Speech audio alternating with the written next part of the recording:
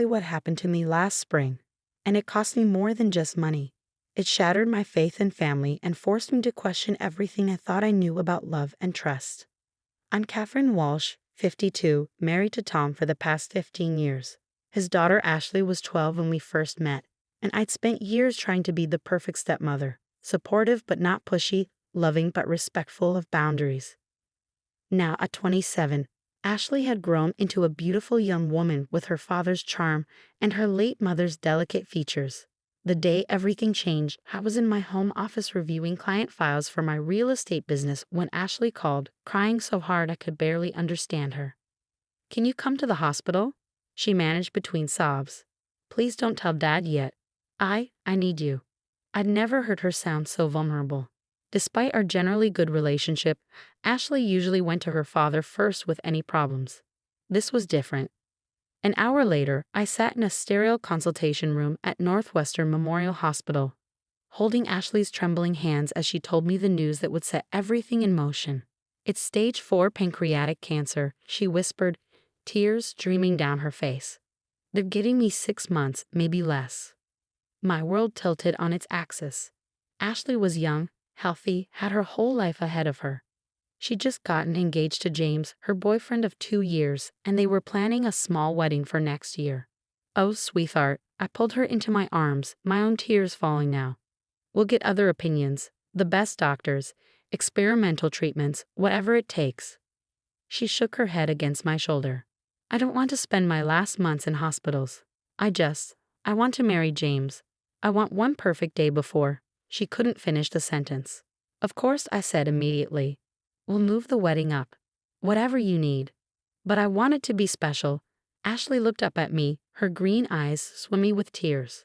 "The wedding I've always dreamed of. At the Peninsula Hotel, with the crystal ballroom and the garden terrace." "I know it's expensive. Don't worry about the money," I heard myself say. "I'll take care of everything."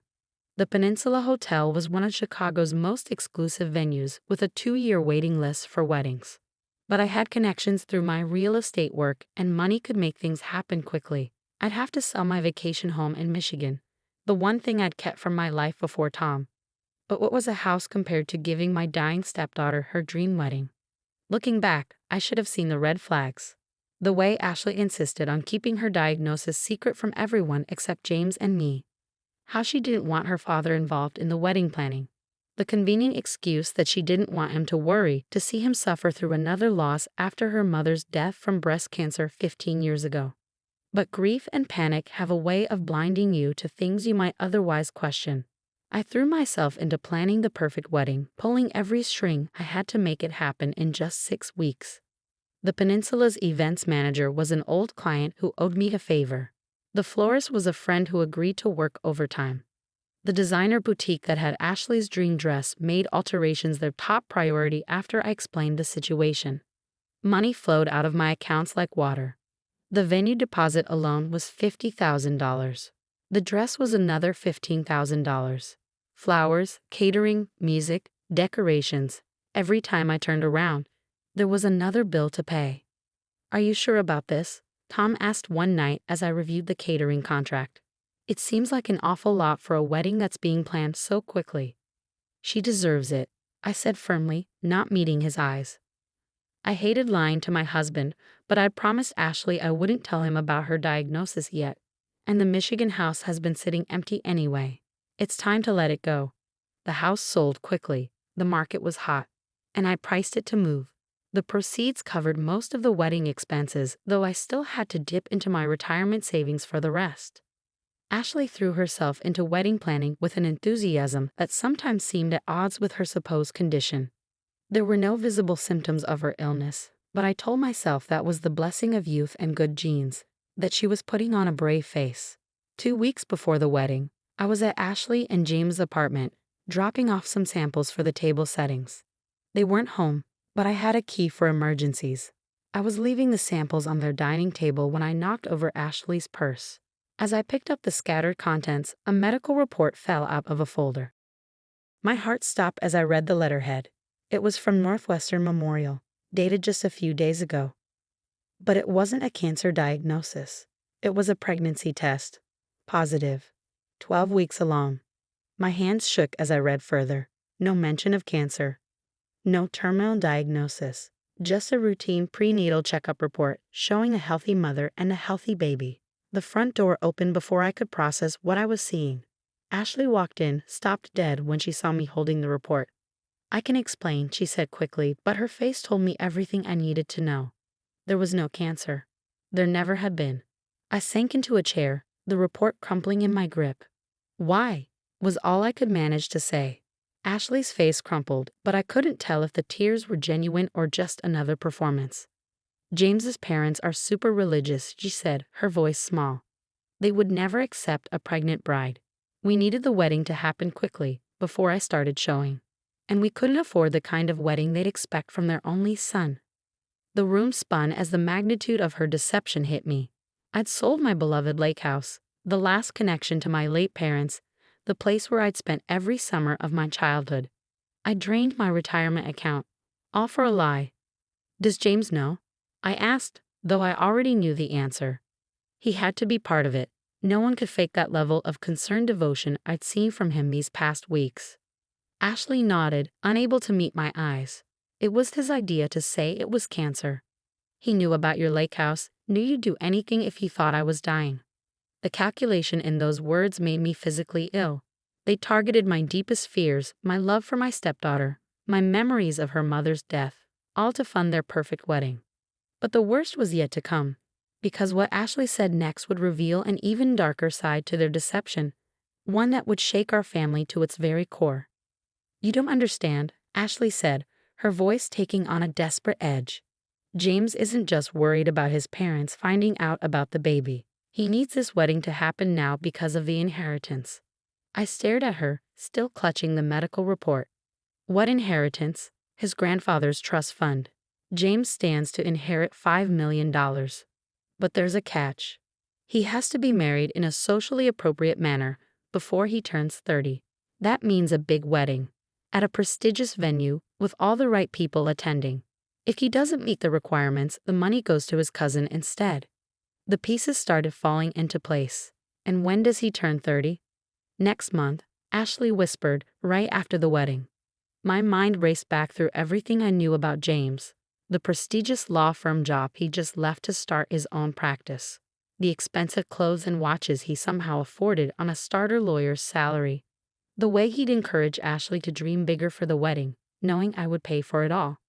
"So this was never about the baby," I said slowly.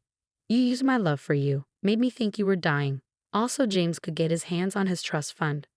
Ashley's face hardened slightly. "We're going to pay you back with interest. As soon as James gets the inheritance. Do you hear yourself?" I cut her off. "You faked having cancer, Ashley. Cancer. Do you have any idea how many families would give everything they have for their loved ones to not have that diagnosis? How many people are actually fighting for their lives right now?" She had the grace to look ashamed, but only briefly. "What's done is done. The wedding's in 2 weeks. Everything's paid for. You can't back out now. Watch me." I stood up, gathering the scattered contents of her purse. "I'm telling your father everything. If you do that," Ashley's voice turned cold, "I'll tell him about the affair." I froze. "What affair?" "The one you're having with Michael Bennett, Dad's best friend. I saw you having lunch with him last month at the Four Seasons. Very cozy." I almost laughed. "Michael Bennett is my real estate attorney. We were discussing the sale of my lake house. The one I sold to pay for your fake dream wedding. I have the billing records to prove it." "But Dad doesn't know that," Ashley countered. "And Michael's wife just left him. How do you think it would look? The secret meetings, the large bank transfers, the emotional distraction you've been showing lately."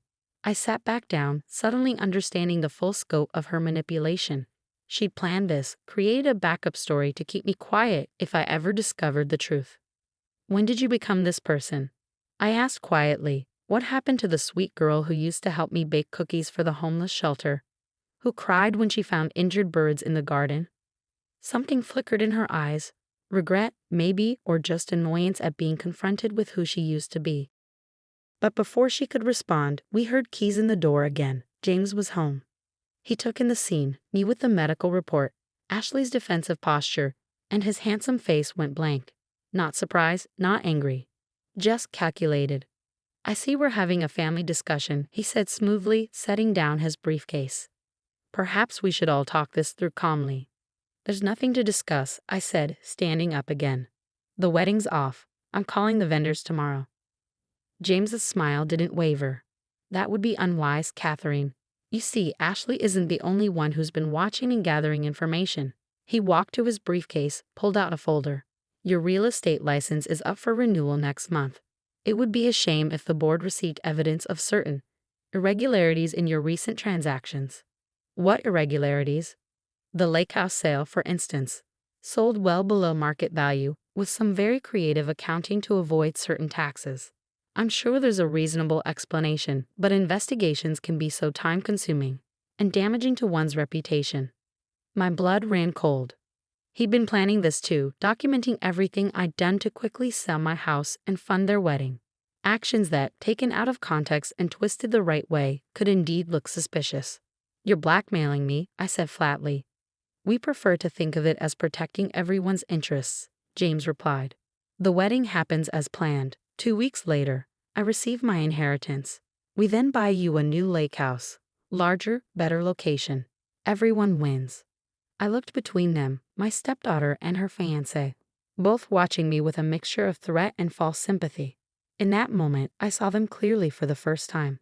They were perfect for each other, but not in the way I'd originally thought. Okay, I said quietly. You win. The wedding goes forward. They both relaxed slightly, James's smile turning triumphant. I knew you'd see reason.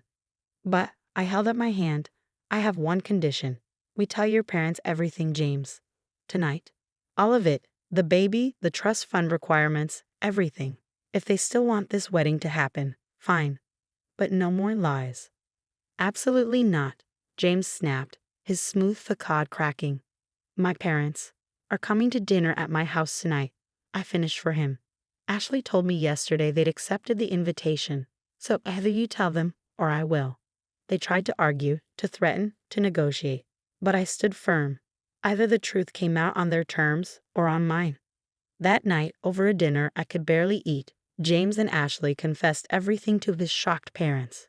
The pregnancy, the trust fund manipulation, the fake cancer diagnosis. What happened next surprised us all. James's father, a stern federal judge I'd only met twice, listened to the whole story in silence. Then he started to laugh. Did you really think we didn't know about the pregnancy? He asked his son. Your mother volunteers at that hospital. She saw Ashley's name on the patient list weeks ago. James went pale.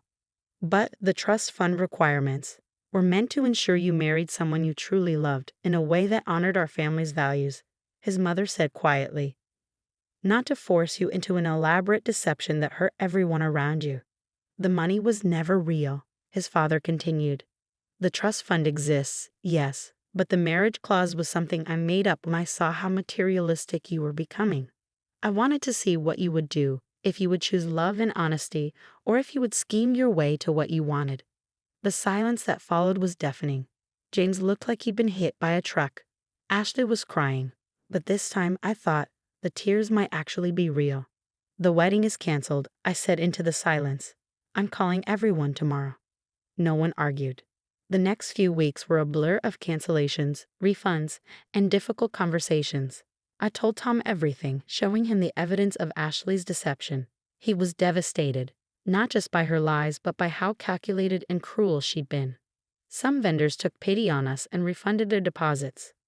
Others kept them, understandably. I lost about 60% of what I'd spent, including the lake house.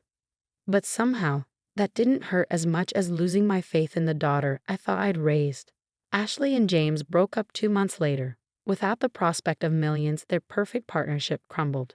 She moved back home, humbled and genuinely remorseful for the first time. I don't expect you to forgive me, she said one night, finding me in the kitchen after everyone else had gone to bed. But I want you to know that losing your respect hurts more than losing the wedding, the money, even James. I looked at her, really looked at her. She was 6 months pregnant now, showing clearly, her face stripped of the manipulative confidence she'd worn like armor. You know what the saddest part is? I said finally. If you just told me the truth from the beginning, about the baby, about wanting a nice wedding before you started showing, I would have helped. Not with selling my house, maybe, but I would have found a way, because that's what family does. I know that now, she whispered. I got caught up in James's dreams, his plans. I forgot who I was, who you raised me to be. Slowly, carefully, we began to rebuild. Ashley had her baby, a girl she named Catherine after me. It was a peace offering, a promise to do better, to be better. I never did get the lake house back, but last summer, Ashley found a small cottage for rent on the same lake, just a few miles from my old place. She used her savings to rent it for a month, invited me to spend time there with her and the baby. It's not the same, I know, she said as we sat on the deck, watching the sunset over the water. But maybe we can make new memories here. Better ones, built on truth this time. I looked at my granddaughter, sleeping peacefully in her carrier, and felt something heal inside me. Not everything, some broken trust can never be fully repaired, but enough to move forward, to find a new kind of relationship with my stepdaughter. People often ask me if I regret not exposing Ashley and James more publicly, not making them face bigger consequences for their deception. But the truth is, they are facing consequences. James lost not just his inheritance but his family's respect. Ashley lost her dream wedding, her perfect fiancé, and had to rebuild her life as a single mother. And me? I lost a house but gained wisdom. I learned that sometimes the people we love most can hurt us deepest. But that doesn't mean we stop loving them. We just love them differently, more carefully, with clearer eyes and stronger boundaries. Last week, I received a letter from James's mother. Inside was a check for half of what I'd spent on the wedding. This doesn't make it right, she wrote, but it's a start. Thank you for having the courage to tell us the truth. You saved not just your family, but ours too. I haven't decided if I'll cash the check yet. Part of me wants to use it as a down payment on a new lake house. But another part thinks maybe it's better to let go of the past entirely, to build something new instead of trying to recreate what was lost.